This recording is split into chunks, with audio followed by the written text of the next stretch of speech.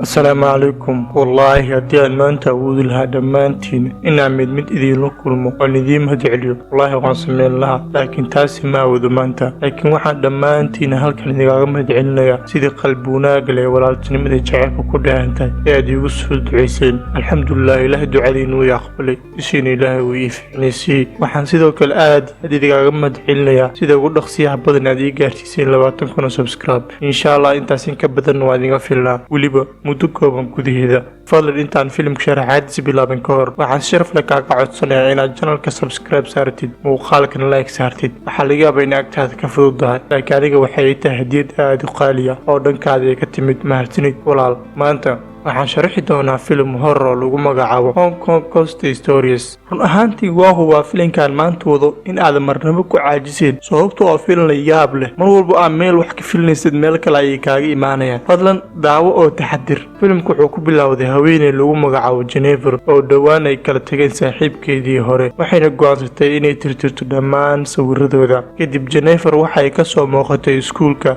iyadoo hadda heshay shaqo macallimad bedel ah sababtoo ah macallinkii hore waxa ku maqan yahay fasax dheer waxay ogaateen xaaladda iskuulka ay aad u degan tahay waxay kadib waxay la kulantay ardayad ku mashquulsan kubadda kolayga oo lagu magacaabo Don Jennifer ayaa ka codsatay inay geyso qolka macallimiinta wayna ka ogolaatay markay timid qolka macallimiinta waxay isla markiiba isbartay maamulihii macallinkii mas'uulka ka ahaa sheeko gaaban ay isdhaafsadeen kadibna waxay siiyeen warbixin kooban iyo amar ay biri ku bilaaban karto shaqadeeda maalintii xigtay iyadoo guriga ku sii socota Jennifer ay la kulantay saaxiibkeed hore oo ka baryay inay dib isku soo laabtaan laakiin way ka diidmadeedii waxay sababtay in buuqoodii cirka isku sii shareero hadalkooduna laga maqlaayay geeska gees isla markiiba nin oday ah ayaa u yimid oo badbaadiyey ka hor intaanay xaaladdu faraha ka bixin isla markii ay guriga timid ayay hooyadeed ugu warantay murugada ay ka qaaday guuldarooyinka nolosheeda jacaylka maalintii xigtay markii Jennifer isku soo diyaarisay inay wax barto ardayda ayaa waxay u malaysay in loo qoondeeyay inay wax ka dhigto fasalka F4E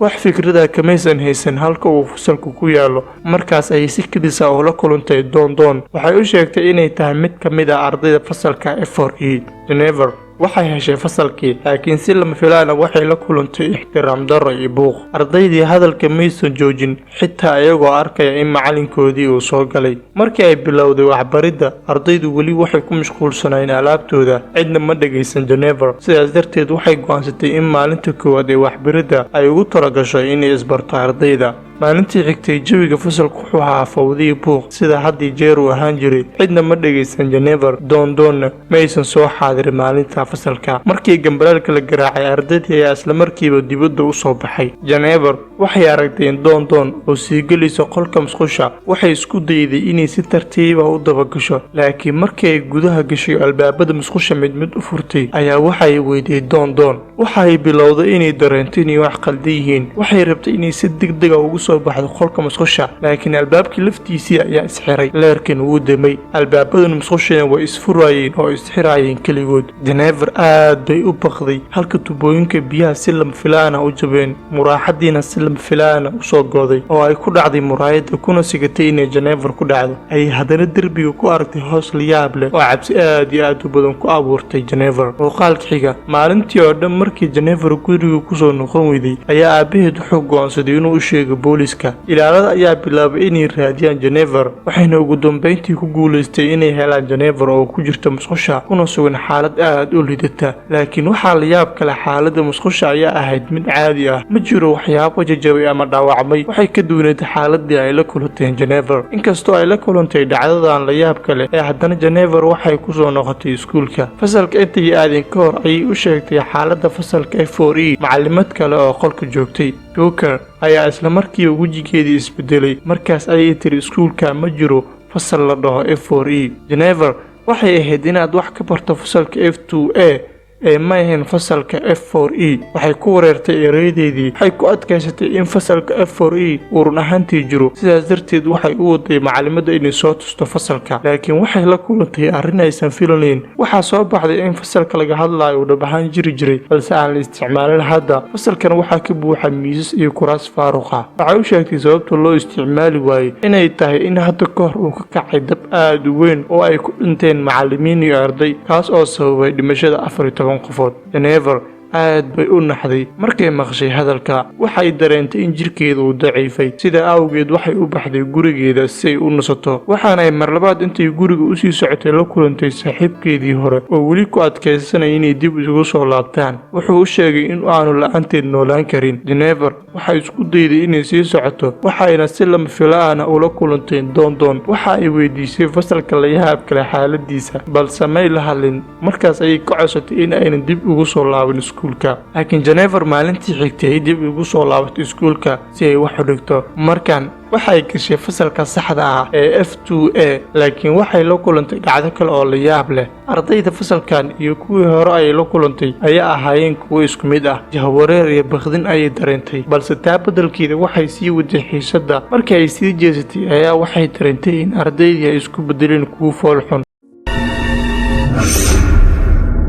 markii Jennifer ay dib u soo jeesatay si ay u hubiso ayaa waxay aragtay in ardaydu ay caadi yihiin. Don ayaa waxay u sheegtay inay joojiso xiisadda, balse way iska dhiga tirtay. ardaydii ruuxaanta ahayd ayaa dib u soo laabtay si ay u muujiyaan qaabkoodii foosha xumaa. laakiin markii Jennifer soo jeesatay wax walba sidii hore ayay haddana ku soo noqdeen. waxay ogaatay inay wax qaldan yihiin, baqdin ayayna uga baxday fasalka.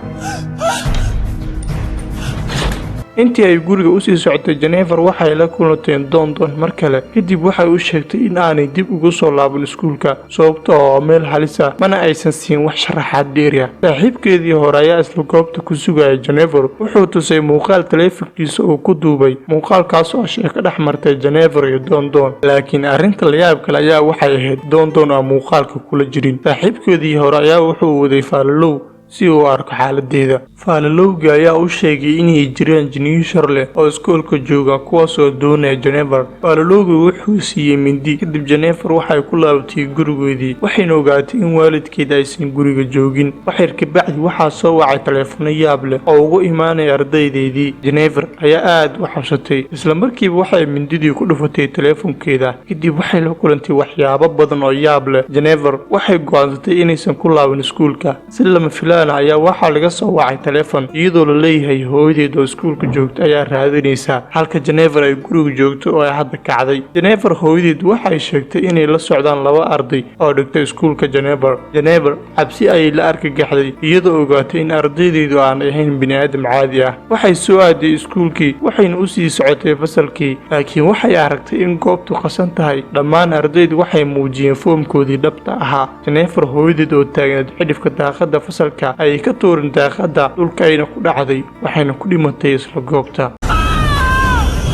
Jennifer oo xanaaqsan ayaa la soo baxday mindideedii oo ay weerartay ardaydeedii. isla markiiba waxay isku beddeleen qaab bini'aadam ah, waxayna ka baryeen inaysan dilin. Jennifer oo ay qaaday shucuurtii ay hooyadeed ku weyday, isla markiiba kulligood tooreedii ayay la dhacday. xasuuqii kadib booliska ayaa isla markii yimid, kadibna waxay qabteen iyada. laakiin arrinta xaqiiqda oo la yaab kale ayaa waxay tahay Jennifer ma aysan dilin jinniyo qarsoodi ah ee waxay dishay bini'aadam caadi ah. Jennifer waxay ahayd mid dhalanteed ah. waxaasoo kaloo yaab sii noqotay waxaa soo baxday in hooyadeed ay weli nooshahay oo aysan dhiman. waxyar kabacdi waxaa u yimid nin sheegtay inuu yahay maamulaha iskuulka. Jennifer aad ay u wareertay sababtoo maamulaha ay garanaysay waxay ahayd qof dumara. wax badan ma qaadan ilaa ay aakhirkii ogaatay in macallinkii iyo maamulayaashii ay la kulantay labaduba ahaayeen dhibanayaal dabkii weynaa ku dhintay. intaa kadib boolisku waxay weydiiyeen halka Jennifer ay ka keentay midida. waxa ay sheegtay inuu siiyey qof faalalow oo maalin ka hor la kulansiiyey saaxiibkeedii hore.